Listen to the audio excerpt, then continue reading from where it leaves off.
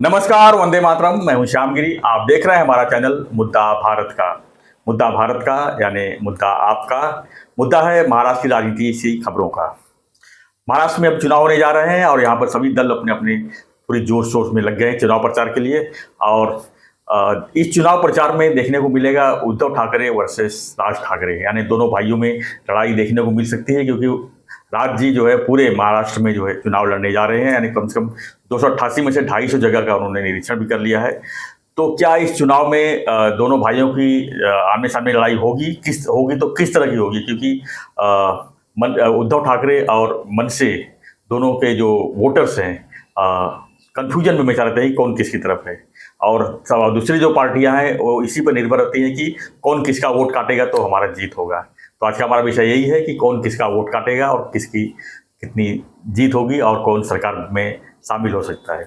हमारे साथ में नवभारत के वरिष्ठ पत्रकार सूर्यप्रकाश मिश्रा जी हैं और खत्ते साहब तो है ही हमारे साथ। हम इनसे यही सवाल करेंगे कि क्या दोनों भाइयों की लड़ाई होगी, क्योंकि ज़्यादा करके लोग चाहते हैं कि दोनों भाई साथ में आए, लेकिन ऐसा कभी नहीं हो पाता और भविष्य में ऐसा होगा कि नहीं ये भी कोई कहा नहीं जा सकता। सर मैं सूर्य प्रकाश जी को पहले पूछूंगा, क्योंकि वो एक दैनिक नवभारत जैसे वर्तमान पत्र से जुड़े हुए, रोज उनके पास पूरा ऐसा सब जगह से डाटा जमा होता है। बिल्कुल। तो पहला सवाल मैं उनको ये पूछूंगा कि क्या आपको लगता है कि उद्धव और राज के बीच लड़ाई है कोई? देखिए, प्रतिद्वंदिता, राजनीतिक प्रतिद्वंदिता तो दिखाई दे रही है, वो सतह पे ही है, लोगों के बीच में दिखाई दे रही है। आप बहुत ज़्यादा सर अध्ययन करते हैं, ऐसी बात नहीं, हम लोग तो पत्रकार हैं, रोज़मर्रा की चीज़ें देख ही रहे हैं, लेकिन इसके पीछे की भूमिकाओं को लेकर राजनीति में जो परिवार में आपको लगता है कि इन दोनों की लड़ाई है? नहीं, मुझे लड़ाई, देखिए लड़ाई उस तरह की पारिवारिक लड़ाई एक अलग तरीके की है। पॉलिटिकल लड़ाई देखिए इसमें तो संदेह नहीं कि राज ठाकरे एक बड़ा चेहरा है महाराष्ट्र की राजनीति के। भले उनको जो बोलते हैं ना कि वो खुद बोलते हैं कि मेरी सभाओं में इतनी ज़्यादा भीड़ जुटती है, लेकिन वो वोटों में तब्दील नहीं होती, जो बाला साहब भी कभी कहते थे। और बाला साहब भी कभी कहते थे। बाला साहब के वारिस के रूप में पहले, अब तो बाला साहब की विरासत को लेकर तो बड़ी लंबी लड़ाई है। मतलब उद्धव जी एक तरफ हैं, माननीय मुख्यमंत्री एकनाथ शिंदे जी भी अपने को उन्हीं की विरासत का सबसे बड़ा पैरोकार मानते हैं, और उधर राज ठाकरे जी की भूमिका बिल्कुल थोड़ी मुझे एकदम अलग ही लगती है। राज ठाकरे जिस तरह की राजनीति करते हैं, या जिस तरह से राज ठाकरे जी को सरकारें महत्व भी देती हैं, मैंने देखा, आप देखिए देवेंद्र फडणवीस जी भी उनके घर जाते हैं, माननीय मुख्यमंत्री एकनाथ शिंदे जाते हैं, मुख्यमंत्री के आवास पर वो जाकर चर्चा करते हैं। तो राज ठाकरे की राजनीति अभी इनकी राजनीति से थोड़ी मुझे बिल्कुल अलग दिखाई देती है। उद्धव की राजनीति, उद्धव निस्संदेह उनके पास ही, जैसा आप भी कहते रहे, ठाकरे ब्रांड है उद्धव जी के पीछे। तो उद्धव की, इनके पीछे वो ठाकरे खुद हैं, ठाकरे वो खुद, लेकिन दोनों ठाकरे हैं, लेकिन ठाकरे का ब्रांड, जिसको बाला साहब ठाकरे की जो परछाई एक समय इनको कहा जाता था राज को, लेकिन वो नहीं चली। वो परिवारवाद भी होता है राजनीति में, तो प्रथम दृष्टया उद्धव को ही माना गया इससे, क्योंकि ये वोटों के गणित से और जिस तरीके से चुनाव हुए हैं और चुनाव होते रहे उसमें जिस तरह की सफलता मिली उद्धव ठाकरे को, उससे तो यही साबित होता है सर। लेकिन राज ठाकरे का अपना महत्व है, इसको इनकार नहीं किया जा सकता। लेकिन विधानसभा चुनाव में, अब आगे आने वाले विधानसभाओं में इनका कितना उपयोग होगा, या खुद ये किस तरह के अपने पार्टी खड़ी कर पाएंगे एक विधायक से, क्योंकि आपने 2009 का चुनाव देखा था, 13 विधायक इनके थे, 1 से 13 विधायक आए थे पहले चुनाव में 2009 के। उसके बाद 12 या 13, उसके बाद धीरे धीरे इनका ग्राफ जो है महाराष्ट्र में गिरता गया, थोड़ा सा हाशिए पर मन से चलती गई।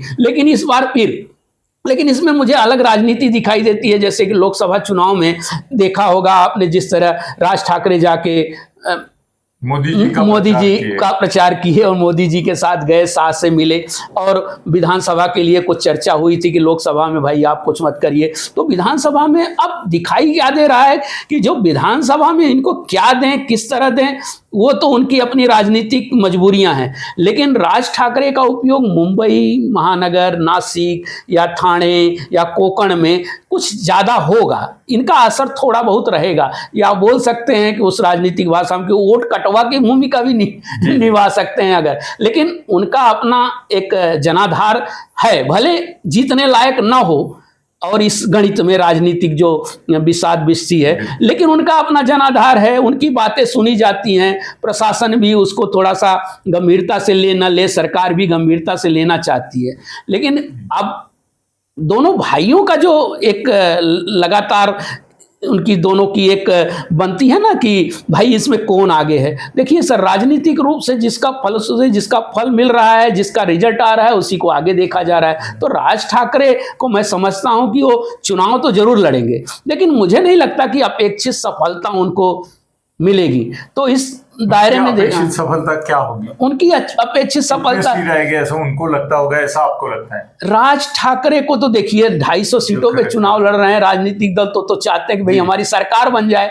मैं महाराष्ट्र नवनिर्माण सेना जिस तरीके से है, तो एक अलग, तो महाराष्ट्र का चुनावी गणित जो है ना सर, मुझे नहीं लगता कि राज ठाकरे के पक्ष में है। कितनी सीट मिलेगी मुझे अंदाज से? दहाई तक पहुंचे, दहाई, हाँ 10 सीटें, जैसे 1 से 2 अंक तक पहुंचे, ये भी मुश्किल दिखाई दे रहा है। क्योंकि उनकी सभाएं शुरू हो गई हैं, वो पश्चिम मराठवाड़ा के दौरे पर भी हैं, वहां भी जिस तरीके से उनको देखना पड़ा। हाँ, वो मुद्दे तो उठाते हैं, मुद्दे उनके बहुत अच्छे रहते हैं, महाराष्ट्र के भले की बात करते हैं, लोगों के भले, लेकिन मतदाताओं को कितना जिस तरह से जाती, अभी जैसे उन्होंने मराठाओं का विरोध, तो राजनीति में जिस तरीके से बोल रहे हैं, ये समय इस तरह का, ये वक्त नहीं है कि डायरेक्ट मराठाओं का विरोध करना, डायरेक्ट इस तरह का करना, उनको लगता है आरक्षण का विरोध करना, तो इससे उनको कोई बहुत बड़ी सफलता नहीं मिलने वाली है। सत्य सर, आपसे सवाल करूंगा मैं कि राज जी ने जिस तरह से शुरुआत की अपनी मनसे की, काफ़ी संख्या में विधायक आए, नासिक में उनकी सत्ता बनी, मुंबई में काफ़ी नगर सेवक चुन के आए, ठाणे में भी चुन के आए, जहाँ जहाँ गए उनको लोगों ने उनको फल दिया, लेकिन वो फल को क्यों भुना नहीं पाए, क्यों आगे उसको बढ़ा नहीं सके। पहली बार में 12 विधायक आए, दूसरी बार में डबल होना चाहिए था, तीसरी बार में ट्रिपल होना चाहिए। आज उनका सपना है कि महाराष्ट्र की एक मैं कैप्टन बनूं, लेकिन उनको कैप्टनशिप नहीं मिला। इसका कारण क्या मानते हैं? क्या वो जो हिंसा प्रवृत्ति उनके ऊपर जो छाप लगी हुई है, उत्तर भारतीयों को पिटाई हो, चाहे परप्रांतियों को पिटाई हो, अभी भी जहाँ भी जाते हैं वो परप्रांतिवाद ही करते हैं। चाहे लोकसभा चुनाव में आपने देखा, ठाणे में आकर उन्होंने कहा कि जो मुंबई में बोझ बढ़ रही है, जो बाहर से लोग आ रहे हैं उनको, तो ये सब चीज़ें क्या उनको नुकसान कर रही है? पहली बात तो है कि आपने जो पहला इनिशियल सवाल पूछा था कि उद्धव ठाकरे और राज ठाकरे की लड़ाई, जी, तो मुझे राज ठाकरे की लड़ाई उद्धव ठाकरे से लगती नहीं है। उनकी लड़ाई बीजेपी से है। 2009 में जो उन्होंने करिश्मा करके दिखाया था कि मुंबई में सब कांग्रेस वाले जीत गए जी, और बीजेपी और शिवसेना हार गई, बिल्कुल, तो यही होने वाला है इस बार भी। उनकी लड़ाई तो बीजेपी के साथ है, वो बीजेपी के वोट खाएंगे, मतलब उद्धव के वोट नहीं काटेंगे, वो नहीं काटेंगे। वो उद्धव के उद्धव निष्ठ लोग अलग है, जो उद्धव निष्ठ नहीं है फिर भी शिवसैनिक है या तो ये मुद्दे पर है, वो हिंदुत्ववादी और मराठीवादी जो है वो शिंदे के मराठी वोट खाएंगे और भाजपा के हिंदुत्ववादी वोट खाएंगे और दोनों को नुकसान पहुंचाएंगे। तो आप देखेंगे कितनी ज्यादा सीटें, मतलब वंचित से इनकी कांग्रेस की गिरती है, एमआईएम से थोड़ी सी गिरती है, अभी वो भी कम हो गया एकदम। मगर अभी इस बार राज ठाकरे नुकसान बीजेपी और महायुति के साथ तो है नहीं, वो जाएंगे भी नहीं, बिल्कुल नहीं, वो तो इंडिपेंडेंट है ना अभी। तो वो महायुति को इतना जबरदस्त धक्का देंगे कि इधर से मनोज जरांगे धक्का देगा, उधर से लक्ष्मण हाके धक्का देगा, इधर से उद्धव धक्का देगा, इधर से शरद पवार धक्का देंगे, इधर से राहुल गांधी देगा, मैं पटोले का नाम ही नहीं लेता हूँ, और बाकी कुछ बचा तो महंगाई मार गई, वैसे ये मार गया। लड़ाई है नहीं इन दोनों की। जो राज ठाकरे का टारगेट उद्धव नहीं है, उद्धव का टारगेट राज ठाकरे नहीं है अभी। अच्छा ठीक है, तो पहला तो सवाल हो गया जो अभी सवाल किया मैंने कि राज ठाकरे जिस हिसाब से चले थे वहाँ से, मतलब मातोश्री से अलग होकर जो निकले थे, जो उनके जोश था, जो लोगों ने उनको फल दिया, वो क्यों आगे नहीं बढ़ पाया? क्या इसको यही मानते हैं आप, परप्रांतीय मुद्दा ही मानते हैं? राज ठाकरे के 12 चुन के आए थे जी, तो 12 का 12 चला गया, फिर एक ही आया। वो 12 में एक नहीं था, वो 12 में नहीं था, ये नया एक है। हाँ नया एक है, अभी कभी नया एक है, मगर नगर सेवक आए वो भी चले गए। सर किसके नहीं गए? शरद पवार जैसे दिग्गज नेता है उनके 40 चले गए, इनके तो 13 ही थे, उसमें से 40 चले गए, ठीक है, लेकिन उद्धव के भी 40 चले गए ना। 40 चले गए शरद पवार जी के, लेकिन इमीडिएटली जब लोकसभा चुनाव हुई उनको तो बिना ब्रांड के सब 10 में 9 सीटों का लाभ हुआ, 9 सीटें जीत वो सीटें कहाँ से आई? वो सीटें इससे नहीं आई जी, यहाँ के राजनीति से नहीं है, वो नेशनल मोदी और शाह के खिलाफ आई है वो। वो महाराष्ट्र का कैसे संदर्भ ही नहीं जैसे है। भी आई वो, लेकिन आई तो है ना, उनको फालतू मिला है ना। हाँ, तो मिला राज्य के है। साथ में ऐसा क्यों नहीं हुआ है? मैं राज खड़े ही नहीं किए। नहीं, वो दो अभी की खड़े बात नहीं करते कर थे, दो मैं आए अभी थे। मैं अभी की बात नहीं कर रहा हूँ, क्योंकि वो उनके कैपेसिटी नहीं रहा होगा तभी नहीं खड़ा किए। नहीं मैं नहीं, ये बोल रहा कैपेसिटी हूँ। नहीं, शिंदे लड़े उनको, क्या बात करें। उन्होंने तुम्हारे भाजपा ने तो दी थी उनको सीट जी। ये यामिनी जाधव जहाँ खड़ी रही, साउथ मुंबई। हाँ, साउथ और दक्षिण। ये तुम्हारा क्या है, उत्तर पश्चिम मुंबई। हाँ, ये इसके खिलाफ अपने क्या नाम है उसका, वो मंत्री था गायकर हाँ, रविंद्र वायकर। रविंद्र वायकर। हाँ, तो वो 2 सीटें जो थी वो उनको ऑफर की थी बीजेपी ने, जी। और शिंदे साहब को बोला तो शिंदे साहब बोले मैं देता हूँ, मगर उनको इंजन नहीं लेना चाहिए, मेरा धनुष्य बाण लेना चाहिए, क्योंकि परसेंटेज में मेरे को फायदा होगा। तो उन्होंने वो नकार दिया, वो बोले नहीं 2 आएंगे वो ठीक है, मगर मेरे को नहीं चाहिए। तो क्या लगता है लोकसभा में अगर खड़ा होते तो सीट निकल दोनों पाती? आती है। दोनों आ जाती थी। हाँ, वायकर की अगर आती है 45 वोट से, तो इनकी 45 से वोट से तो 4500 से आती थी। वायकर तो बदनाम था ना, वायकर बहुत बदनाम था। यामिनी जाधव भी बदनाम थी। यामिनी जाधव के बदले कोई भी दूसरा होता तो चुन के आती थी, तो इनका भी चुन के आता था, 2 मिलते थे। और शायद ऐसा है कि वो ही नहीं चाहते थे कि 2 खासदार बने, नहीं तो वो एक्सेप्ट करते थे। तो आप ये क्यों नहीं मानते हो कि वो ऐसा सबका गया है, उद्धव ठाकरे का कुछ नहीं, उद्धव का गया है और शरद पवार नहीं का नहीं, गया उद्धव जी है। के सामने राज्य का जो आप बोले मुकाबला ही नहीं है, किस बेसिस पर कह सकते हैं? क्या अभी आप ही मुकाबला नहीं, मतलब दोनों का टारगेट ही अलग है। बीजेपी इनका टारगेट है जी। उद्धव का टारगेट भी बीजेपी है, मगर ये दोनों समान रास्तों से जाके इनको ही नष्ट करना चाहते हैं बीजेपी को। ये यहाँ से निकले, दोनों का उद्देश्य बीजेपी को खत्म करना है महाराष्ट्र से। लेकिन सर दूसरी तरफ प्रदेश राजनीतिक पंडित तो यह भी कहते हैं कि बीजेपी चाह रही है कि अगर मुंबई या वो एमएमआर इलाके में जहां इस तरह के मराठी वोटों का बंटवारा हो, तो उद्धव और राज ठाकरे अगर आमने सामने रहेंगे तो मराठी वोटों का या इस तरह के वोटों का बंटवारा होगा। आप हिंदुत्व की बात कर रहे हैं, हिंदुत्व तो उसके ऊपर की चीज है, लेकिन मराठी वोटों का बंटवारा नहीं होगा, ऐसा आपको लगता है? हाँ, नहीं होगा। मराठी आदमी जो है उसको बाला साहब ठाकरे ही मालूम है। अच्छा, नहीं, मराठी वोटों का बंटवारा अभी देखा होगा लोकसभा चुनाव में आपने, ये एकनाथ शिंदे जी की पार्टी और उद्धव जी की पार्टी के बीच हुआ। निस्संदेह उद्धव जी की पार्टी को दूसरे समाज का, जैसे लोग कहते हैं मुस्लिम समाज और दलित समाज के अच्छे खासे वोट मिले, इसलिए मुंबई में उनका लोकसभा का जो उम्मीदवार हैं ज़्यादा उनके चुन के आए। लेकिन अगर राज ठाकरे अगर मुंबई में, थाने में, एमएमआर इलाके में, कोकण में, नासिक में, इस तरह के जो मिक्स इलाके हैं, अगर अपने उम्मीदवार खड़े करते हैं तो वो किसके वोट शिंदे के वोट खाएंगे। अच्छा, हाँ, शिंदे मराठी आदमी है जी, उसके वोट खाएंगे, शिंदे के नुकसान तो होगा। कुल मिलाकर महायुति का नुकसान होगा, ऐसा आपको ये लगता शिंदे है? का नुकसान ऐसा होगा, कहना है कि शिंदे का महायुति का नुकसान नुकसान होगा, होगा। कितनी सीट निकाल सकते हैं राज्य? इन्होंने कहा कि 2.5 अंक नहीं आएगा, आप क्या बोलते हैं? नहीं, उसके बारे में मैं तब तक नहीं बोलूंगा जब तक वो एग्जैक्ट सीटें कहाँ की कौन सी लड़ते हैं। सर 288 में से खाली 33 सीट ही कम बोल रहे हैं, बाकी सब जगह तो खड़े ही हो रहे हैं। तो 250 में से तो निश्चित कीजिए कितना सीट आएगी? नहीं बोलना चाहूंगा मैं, नहीं बोलना चाहूंगा। नहीं बोलना चाहिए, क्यों नहीं बोलना चाहिए? उसके पीछे रीजन क्या है? रीजन ये है कि मुझे शायद कुछ अंदर की बातें 2-4 दिन में मालूम होगी, तब पता चलेगा। तो उस पर अलग बोलेंगे। नहीं, आज की क्या स्थिति देख रहे हैं आप? नहीं, आज जी तो मेहनत कर रहे हैं, चारों तरफ दौड़ रहे हैं, नहीं। उनका चुनावी प्रचार एक तरह शुरू हो गया है इंटरनल। सर आप भविष्यवाणी करने में माहिर हैं, तो ये क्या हो सकता है आने वाले दिनों में? हो सकता है कि एकनाथ शिंदे जी और राज ठाकरे मिलकर चुनाव लड़ें, कुछ ऐसा इनके बीच? ऐसा नहीं होगा, ऐसा नहीं होगा। बीजेपी के साथ ही है। नहीं, बीजेपी के साथ, लेकिन बीजेपी इनके हिस्से में इस तरह की कुछ आए तीनों मिलकर की, भाई शिवसेना के जैसे आपने कहा अभी 2 सीटें दे रहे थे, अभी तो इंजन के लिए अड़े रहे और इन्होंने भी छोड़ा नहीं। अच्छा, इन्होंने भी धनुष्यबाण कहाँ छोड़ा? बिल्कुल बिल्कुल। तो और वो अगर मन बड़ा करते थे तो इनको 2 सीटें देते थे, तो इनको अभी फूकने को तकलीफ होती थी, है कि नहीं? तो ऐसा अगर खासदार आते जी थे जी उनको, बिल्कुल बिल्कुल, तो अभी ये नहीं बोल सकते थे कि मैंने लोकसभा को ही पार्टिंबा दिया, अभी नहीं दूंगा। वो तो गलती महंगी पड़ी। लेकिन एक जगह देवेंद्र फडणवीस जी, दूसरी जगह मुख्यमंत्री एकनाथ शिंदे जी इतने अच्छे तरीके से मिलते हैं, जुलते हैं, राज ठाकरे जी से बात करते हैं। नहीं, वो तो उद्धव से तो नहीं उतना होता, उद्धव जी से नहीं होता, कांग्रेस से नहीं होता, हाँ, शरद पवार जी जरूर जाके मुख्यमंत्री एकनाथ शिंदे जी से मिलते हैं, अपनी बातें रखते हैं, तो ऐसा नहीं लगता कि ये मिलीजुली, क्या पब्लिक को किस तरीके से समझाएंगे आप जाके? इनकी राज ठाकरे लोक विधानसभा चुनाव उपद्रव शक्ति बहुत है, वो अगर बातें करने लगे जी, तो इनको मुश्किल में आ जाएंगे। तो त्रस्त संबंधा शांत रहा।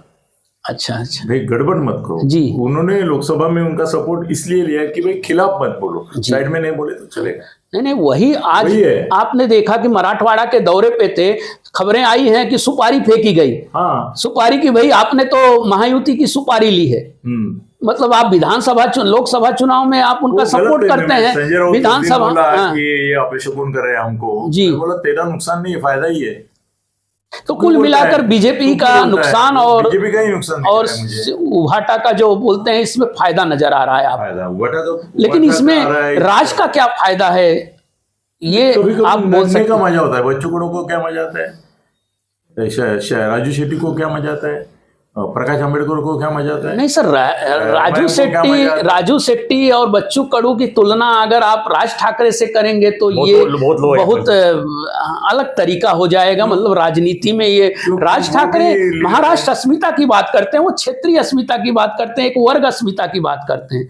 राज ठाकरे जी मराठी महाराष्ट्र किस तरह से विकास होगा, इसका नवनिर्माण किस तरीके से होगा, क्यों वो स्वीकारोक्ति नहीं मिल पा रही है, मुझे भी ये जानना है, मुझे भी इसकी उत्कंठा है। नहीं, कैसा लगता है लोगों को, एक संभ्रम है जी कि एग्जैक्टली इनकी भूमिका क्या है। हाँ, क्योंकि क्या हो गया 19 में उन्होंने सपोर्ट दिया इनको, कांग्रेस को जी, और मोदी के खिलाफ गए, अभी मोदी के साइड में गए, हाँ, अभी महायुति के खिलाफ जा रहे हैं जी। तो एग्जैक्टली ये कहाँ है स्थिर जी, ये समझ में नहीं आ रहा है लोगों को। तो वही मेरा कहना था कि मतदाताओं में क्या करके जाएंगे, क्या लेकर जाएंगे? मराठी और हिंदुत्व का मुद्दा लेके जाएंगे, मगर हिंदुत्व के लिए वो क्या करते हैं, ऐसा भी सवाल है। कुल मिलाकर कोई नहीं करता है जी, कोई नहीं करता। लाखों हिंदू मारे जा रहे हैं तो ये तो खाली काला झंडा लेते हैं जी, क्या करते जी जी, निश्चित करते हैं, पेपर पे लिखते हैं, लेकिन कहाँ इन्होंने उसके परे जाके कुछ किया है? जो संभ्रम की अवस्था है, भारत में आने के लिए बांग्लादेशी आ रहे हैं उनको भी हम रोक रहे हैं, वो तो मेरे समझ में नहीं आ रहा है क्यों रोक रहे हैं, क्यों रोक रहे हैं जी, क्यों रोक रहे हैं? उनको आने नहीं देना चाहिए, वहाँ मरने देना चाहिए, क्यों रोका जा रहा है? जी बिल्कुल, वो तो बड़ा सवाल है, गलती तो है ही, वो तो बड़ा एक सवाल है कि भाई आप यहाँ कानून भी पास करते हैं कि वहाँ के जो हिंदू हैं वो नागरिकता ले सकते हैं पाकिस्तान के, और उनको आने के लिए आप उनको सीमाओं पर बंदिशें लगाए हैं। ठाकरे की बात जो है वहाँ तक मुझे ऐसा लगता है इस बार वो वोट तोड़ेंगे, जीतेंगे भी, खाली तोड़ेंगे नहीं, मुद्दे तलाशते हैं राज ठाकरे, मुद्दे को हवा भी देते हैं, लेकिन वो का मुद्दा गुब्बारा भरते भरते फूट जाता है। के सपोर्ट में 50% लोग हैं जी, जिनको मिल रहा है लाभ या मिलेगा जी, मगर 50% ऐसे लोग हैं कि जिनको आरक्षण का लाभ ना मिलने वाला है ना मिलने वाला था, वो शायद बोल सकते हैं कि आरक्षण रद्द करने की इनकी जो बात है वो अच्छी है, तो हम उनके साथ नहीं सर, मेरा जहां तक अध्ययन है कि आरक्षण के खिलाफ अभी भी आपके देश में बोलना मतलब वो किनारे पे आ जाना है। वो 50% आप कैसे कह सकते हैं कि 50% आरक्षण नहीं ले रहे हैं? आरक्षण की सीमा में आपके देश का लगभग 80% से ज्यादा नागरिक है, भले आरक्षण न लेता हो, मेरा अपना अध्ययन में बता रहा हूं आपको, 80% से ज्यादा नागरिक उस 50% के आरक्षण में है। इसी की तो बात हो रही, इसीलिए तो जनगणना की बात हो रही। आप बताइए, उच्च वर्गीय जैसे आप बोलते हैं ना, ब्राह्मण या मराठा था, अभी तक तो बाहर ही था ना, वो 96 कोली मराठा जो बाहर है, तो उसी का विरोध आप बहुसंख्य का विरोध कर रहे हैं। मराठा यहाँ बहुसंख्य है सर, 34% मराठा समाज है, बाकी ओबीसी समाज है, दलित समाज है, ब्राह्मण 2% है, सीकेपी 1% है। मतलब कुल मिला के महाराष्ट्र की जनसंख्या, आप तो सुधी हैं, और 10% से ज्यादा नहीं है। बाकी 90% अगर मराठों को आरक्षण मिल जाता है ओबीसी में, तो 90% महाराष्ट्र की जनसंख्या आरक्षण के दायरे में आ जाएगी। बिल्कुल बिल्कुल, और 10% लोग बचेंगे। तो आप 10% लोगों का समर्थन चाह रहे हैं, राजनीतिक बात कर रहा हूं मैं, राजनीतिक रूप से आप अच्छा बोल रहे हैं। लोगों को बड़ा कौन कर रहा है? राज ठाकरे को बड़ा, राज ठाकरे को लोग बड़ा नहीं, ये निश्चित, वही तो मैं आपसे पूछना चाहता हूँ, कोई तो प्रमोट कर रहा है, निश्चित रूप से प्रमोट कर रहे हैं वो, आप जानते हैं, आप बता सकते हैं अच्छी तरह से कौन प्रमोट कर रहा है। बीजेपी चाहती है कि सब जगह खड़ा रहेंगे तो हमारा काम आसान नहीं, करेंगे। मगर इसके पहले 19 इसमें तो उल्टा हुआ था। पहले कांग्रेस ने 2009 सपोर्ट किया था जब जी। वहां से अलग हुआ। नहीं नहीं जी 2019 में उल्टा हुआ था, 9 में उल्टा हुआ था। 9 में, 9 में 14 में, किया था उनका। 14 में भी वो खिलाफ ही थे। जी 14 में, तो इसीलिए सर ने कहा ना कि वो धीरे धीरे उनकी सीटें कम होती गई। तो मुद्दे ऐसे हैं, मुद्दे उनके अच्छे लगते हैं, लोगों को सुनने में अच्छे लगते हैं, चर्चा में अच्छे लगते हैं, लेकिन उसका जो रिजल्ट जो सतह पे दिखना चाहिए वो नहीं दिखाई देता। सही। कुल मिलाकर मेरा अपना ये मानना है सर। ठीक है सर। तो हमारा ये आज का जो वीडियो था, आज का विषय था यही कि दो भाइयों की लड़ाई में कौन फायदा उठा सकता है और दोनों भाई लड़ाई किस तरह की रहेगी, क्या एक दूसरे को मात दे पाएंगे, यही हमारा विषय था। आपकी क्या प्रतिक्रिया इस पर हमें कमेंट बॉक्स लिखिए और बने रहिए हमारे साथ, देखते रहिए हमारा चैनल मुद्दा भारत का। चैनल को लाइक शेयर और सब्सक्राइब जरूर करें। धन्यवाद सर, धन्यवाद। जय हिंद, जय महाराष्ट्र, जय श्री राम।